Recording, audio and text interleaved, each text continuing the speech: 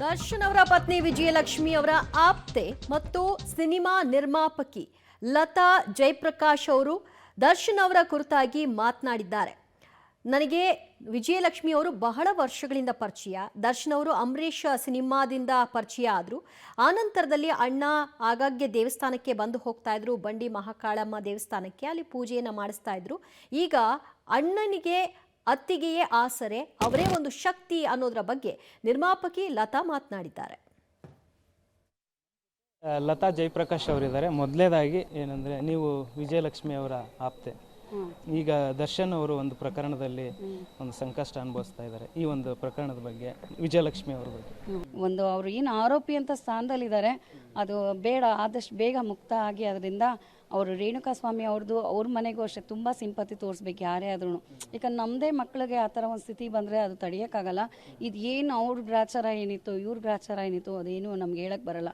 ಅದರಲ್ಲೂ ದೊಡ್ಡ ಸ್ಟಾರು, ಅಂಥ ಸ್ಟಾರ್ ಹೋಗಿ ಒಂದು ಸಿಲ್ಲಿ ಮ್ಯಾಟ್ರಲ್ಲಿ ಒಂದು ತಗ್ಲಾಕೊಳ್ತಾರೆ ಅಂದರೆ, ಆ ಸಿಲ್ಲಿ ಮ್ಯಾಟ್ರ್ ಹೋಗಿ ಈ ಥರ ಒಂದು ದೊಡ್ಡ ಮಟ್ಟದಲ್ಲಿ ಒಂದು ಜೀವಕ್ಕೆ ಅಪಾಯ ಬಂದು ಜೀವನೇ ಹೋಗೋಷ್ಟು ಆಯಿತು ಅಂದಾಗ ಅದು ಎಂಥ ಸೂಕ್ಷ್ಮ ಅನ್ನೋದು ಒಂದು. ಈ ಪ್ರಕರಣ ಏನಿದೆ, ನಾವೆಲ್ಲ ಪಾಠ ಕಲಿಯೋದು. ಇದು ಯಾರೇ ಆದರೂ ಅಷ್ಟೇ, ನಾವು ಏನೇ ಇದ್ರೂ ದುಡ್ಡು ಕಾಸು ಏನೇ ಇದ್ರೂ ಅದೆಲ್ಲ ಮುಖ್ಯ ಆಗಲ್ಲ. ದೈವ ಬಲ ಇರಬೇಕು. ಏನೇ ಮಾಡಬೇಕು ಅಂದ್ರೂ ನಾವು ಯಾವಾಗಲೂ ಅಷ್ಟೇ ದೇವ್ರನ್ನ ಸ್ಮರಣೆ ಮಾಡ್ಕೊಂಡು ನಾವು ಏನೇ ಮಾಡಿದ್ರು ಅದು ಒಳ್ಳೆಯದೇ ಆಗುತ್ತೆ. ಅವ್ರು ಅಷ್ಟು ಮಾಡಿನೂ ಇಷ್ಟು ಒಂದು ಕಂಟಕ ಬಂದು ಅವ್ರಿಗೆ ತಗಲಾಕೊಂಡಿದ್ದಾರೆ ಈ ಥರ ಒಂದು ಸಮಸ್ಯೆಲಿ ಅಂದಾಗ. ಸೊ ನಾವೆಲ್ಲ ಕಲಿಬೇಕಾಗಿರೋದು ಅದೇ. ಬೇಡ, ಯಾವಾಗಲೂ ಅಷ್ಟೇ ಶಾಂತಿ ಮನಸ್ಸಿಂದ ಒಂದು ಕೋಪ ಮಾಡ್ಕೊಳ್ಳೋದು ಕಮ್ಮಿ ಮಾಡಿಕೊಂಡು ಆದಷ್ಟು ಏನಾಗ್ತಿದೆ ನಮ್ಮ ಸುತ್ತಲೂ ಏನಾಗ್ತಿದೆ ಅನ್ನೋ ಒಂದು ನಮಗೆ ಸ್ವಯಂ ಸಾಮಾನ್ಯ ಪ್ರಜ್ಞೆ ಬರಬೇಕು. ಅಂದರೆ ಸೆಲ್ಫ್ ಕಾಮನ್ ಸೆನ್ಸ್ ಅನ್ನೋದು ಎಲ್ಲರಿಗೂ ಮುಖ್ಯ. ಈ ಅಕ್ಕಪಕ್ಕ ಏನಾದರೂ ಆಗ್ತಿರಲಿ, ನಮ್ಗೆ ಏನಾಗ್ತಿದೆಯೋ ನಮ್ಮ ಪಾಡಿಗೆ ನಾವು ಹೋಗೋಣ, ಏನು ಮಾಡಿದ್ರು ಮಾಡೋಣ ಅನ್ನೋದು ಇರಬಾರ್ದು. ಯಾರಿಗೇನು ತೊಂದರೆ ಆಗುತ್ತೆ ಅನ್ನೋದು ನಾವು ಅರ್ಥಕೊಂಡ್ರೆ ನೋಡಿ, ಇದೊಂದು ದೊಡ್ಡ ಪಾಠ ನಮಗೆ. ಅಣ್ಣನಿಗೂ ಅದೇ ಅಂದ್ಕೊಳ್ತೀವಿ ನಾವು. ಅಣ್ಣನೂ ಇದು ಒಂದು ನಿಜವಾಗ್ಲೂ ಇನ್ನು ಅವರು ತುಂಬ ಪಶ್ಚಾತ್ತಾಪ ಆಲ್ರೆಡಿ ಪಟ್ಬಿಟ್ಟಿದ್ದಾರೆ. ಅವ್ರಿಗೆ ಗೊತ್ತೇ ಇಲ್ಲದೆ ಆಗಿರೋದು ಇದು, ಅವ್ರು ಅಂದ್ಕೊಂಡು ಇಲ್ಲ.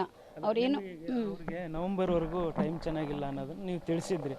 ಅದಕ್ಕೇನಾದ್ರೂ ಪರಿಹಾರ ಮಾಡೋದು ಅಥವಾ ಅದಕ್ಕೇನಾದ್ರು ಪೂಜೆ ಮಾಡೋದು ಏನಾದ್ರು ಮಾಡಿದ್ದಾರೆ ಅವರು? ಅಂದರೆ ಎಲ್ಲರೂ ತಿಳಿಸಿದ್ದಾರೆ. ಆಲ್ಮೋಸ್ಟ್ ಅವರು ಹೋಗೋದು ಒಳ್ಳೆ ಭಟ್ರ ಹತ್ರ ಹೋಗ್ತಾರೆ, ವಿಜಯತ್ಗೆನು. ಸೊ ಅವರು ತಿಳಿಸಿದ್ದಾರೆ. ಆಮೇಲೆ ನನ್ನ ತಮ್ಮ ತುಂಬ ಕ್ಲೋಸ್ ಇದ್ದಾನೆ ದರ್ಶನ್ ನನಗೆ. ಸೊ ಹಂಗಾಗಿ ಅವನು ಕೂಡ ತಿಳಿಸಿದ್ದಾನೆ. ಯಾಕಂದರೆ ಇಲ್ಲಿ ಇನ್ನೂ ಒಂದು ಏನಂದರೆ, ನನ್ನ ಮಕ್ಕಳು ಇಬ್ಬರೂ ಶ್ರವಣ ನಕ್ಷತ್ರ ಮಕರ ರಾಶಿ ಇದ್ದಾರೆ. ಮತ್ತು ನಮ್ಮ ಮನೇಲಿ ನಮ್ಮ ತಂದೆಯೂ ಶ್ರವಣ ನಕ್ಷತ್ರ ಮಕರ ರಾಶಿ, ಮತ್ತು ದರ್ಶನ್ ಅನ್ನೊಂದು ಕೂಡ ಶ್ರವಣ ನಕ್ಷತ್ರ ಮಕರ ರಾಶಿ ಇದೆ.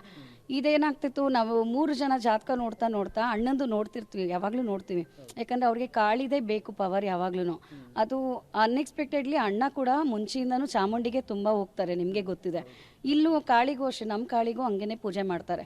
ಅವ್ರು ಯಾವತ್ತೂ ದೇವ್ರನ್ನೂ ತಪ್ಸಲ್ಲ. ಇದೇನಾಗಿದೆ ಗ್ರಹಚಾರ ಅನ್ನೋದು ನಿಜವಾಗ್ಲೂ ಎಲ್ಲರಿಗೂ ಒಂದು ಶಾಕಿಂಗ್. ಇದು ಸರ್ಪ್ರೈಸಿಂಗ್ ಅನ್ನೋಕ್ಕಿಂತ ಶಾಕಿಂಗ್. ಇದು ನಿಜವಾಗ್ಲೂ ಆಗತ್ತಾ ಇವ್ರು ಮಾಡಿದ್ರ? ಯಾಕಂದ್ರೆ ಅಂಥ ಮನುಷ್ಯನೇ ಅಲ್ಲ.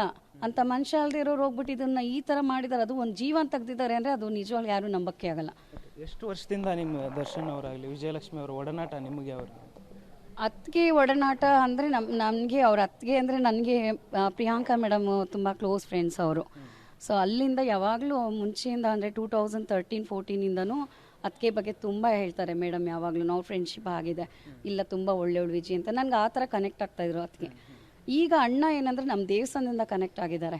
ಅವರು 2015 ಮುಂಚೆ ಶೂಟಿಂಗ್ ಎಲ್ಲ ಬರ್ತಿದ್ರು. ಶೂಟಿಂಗ್ ಬಂದು ಅಂಬರೀಷ ಶೂಟಿಂಗ್ ಎಲ್ಲ ನಮ್ಮ ದೇವಸ್ಥಾನದಲ್ಲೇ ಆಗಿದೆ. ಸೊ ಅದು ಅಷ್ಟೊಂದೆಲ್ಲ ನಮ್ಗೆ ಅಷ್ಟೊಂದು ಕನೆಕ್ಷನ್ಸ್ ಇರಲಿಲ್ಲ.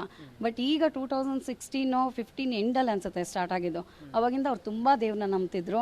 ಆಮೇಲೆ ಹಂಗೆ ಹೋಗ್ತಾ ನನ್ನ ತಮ್ಮ ತುಂಬ ಅವ್ರಿಗೆ ತುಂಬ ಕ್ಲೋಸೆಸ್ಟ್ ಫ್ರೆಂಡ್ ಥರ ಅವರು ಇಬ್ಬರೂ, ಶಶಿ. ಸೊ ಹಿಂಗಾಗಿ ಇದೋಯ್ತು. ಮತ್ತು ಇನ್ನೊಂದು ಅವನು ಅಷ್ಟೇ ತುಂಬ ಸರಿ ಹೇಳಿದ್ದಾನೆ. ಅದು ಕೇಳ್ತಾರೆ, ಆದರೆ ನೀವೇನೇ ಹೇಳಿ ಒಳ್ಳೇದು ಅವ್ರು ತೊಗೊಳ್ತಾರೆ. ಆದರೆ ಈ ಟೈಮಲ್ಲಿ ಏನು ಅದೇ ಹೇಳ್ತಿದ್ದಾನಲ್ಲ ಈ ಗ್ರಾಚಾರ, ಆದರೆ ನವಂಬರಲ್ಲಿ ಅವ್ರಿಗೆಲ್ಲ ಪರಿಹಾರ ಆಗುತ್ತೆ, ಮಾಡಿಸ್ತಾರೆ. ಅವ್ರು ಮಿಸ್ಸೇ ಮಾಡಲ್ಲ. ಈವನ್ ವಿಜಯತ್ಗೆ ಕೂಡ ಅಷ್ಟೇ. ಅವ್ರು ನಿಜವಾಗ್ಲೂ ಅವ್ರು ಇರೋದಕ್ಕೆ ಇವಾಗ ನಾವು ಎಲ್ಲ ಅಭಿಮಾನಿಗಳು ಅವ್ರಿಗೆ ಯಾವತ್ತೂ ಕೃತಜ್ಞತೆಯಿಂದ ಇರಬೇಕು.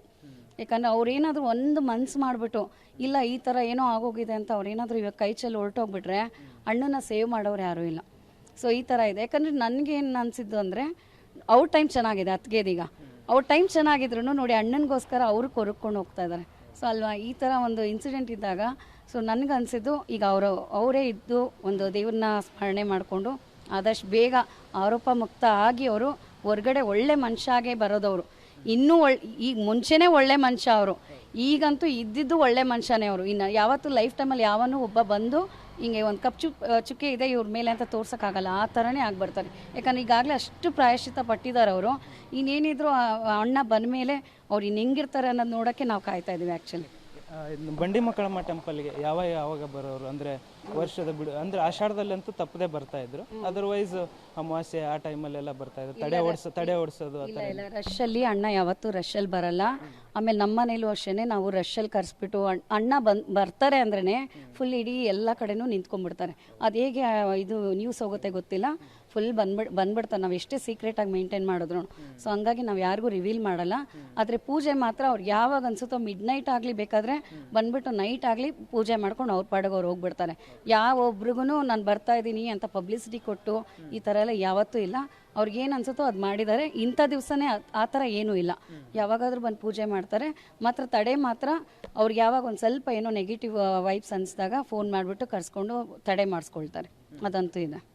ಇದಿಷ್ಟು ವಿಜಯಲಕ್ಷ್ಮಿ ಅವರ ಆಪ್ತರಾದಂಥ ಲತಾ ಜಯಪ್ರಕಾಶ್ ಅವರ ಮಾತಾಗಿತ್ತು. ಕ್ಯಾಮ್ರಾ ಪರ್ಸನ್ ರವಿ ಜೊತೆ ಧನು ಎಲ್ಗಾಜ್, ಪಬ್ಲಿಕ್ ಟಿವಿ, ಬೆಂಗಳೂರು.